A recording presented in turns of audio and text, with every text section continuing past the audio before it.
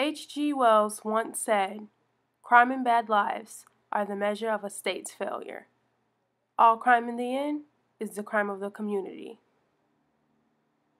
Media portrays criminals as violent, vicious beings. But I had the first-hand experience of entering a prison facility to establish an opinion for myself.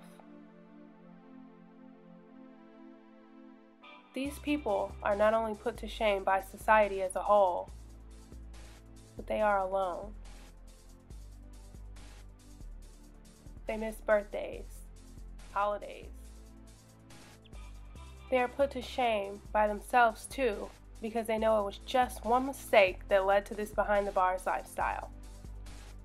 Toastmasters is an international organization that focuses on strengthening public speaking skills. Even though Indiana Reentry Facility, also known as IREF, is surrounded by barbed wire, it does not look like a typical prison on the inside. But for security purposes, everything is monitored by cameras 24 hours. On the inside, it was not what I expected. There were no jail cells, and the sleeping was arranged like a typical college dorm.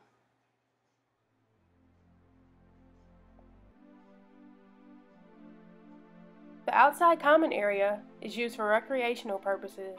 It was a huge open space. Out there is a basketball court and workout equipment. The experience is very scary at first, because you aren't sure what exactly the purpose is. It's like walking on railroad tracks. Once you start, you just keep going.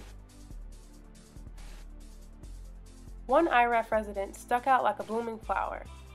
His name is AJ, and he caught my attention right away.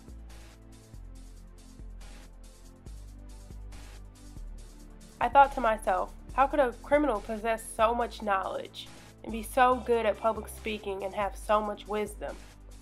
But I had formed an implicit bias about criminals and thought that the only thing on their minds inside of a prison was how to escape or what crime they would commit next. Public speaking creates a feeling of anxiety and nervousness for me.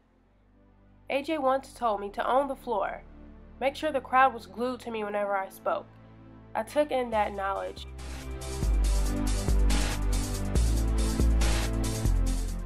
And I used that in every one of my speeches.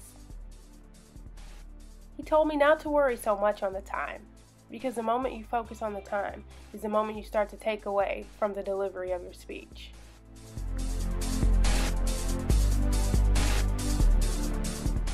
An emotional bond was formed when he expressed his gratitude to his grandmother, Pearlie Mae Jackson, who died from cancer while he was incarcerated. I just lost a grandparent from cancer, so I understand the pain he feels.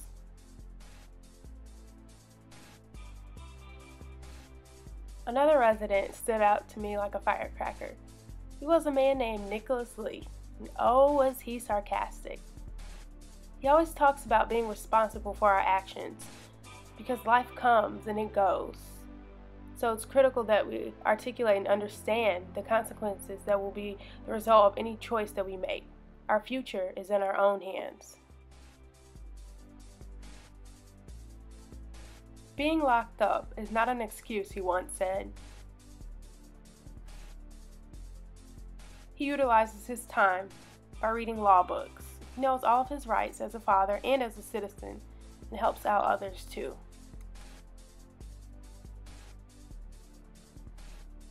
These offenders are not horrific people who want to hurt society, but simply want to uplift and help us grow in our life journey and road to adulthood.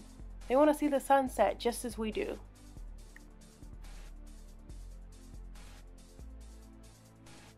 My J101 course has taught me that the implicit bias that we all have formed is not always accurate. You can't prejudge people and think that you're right.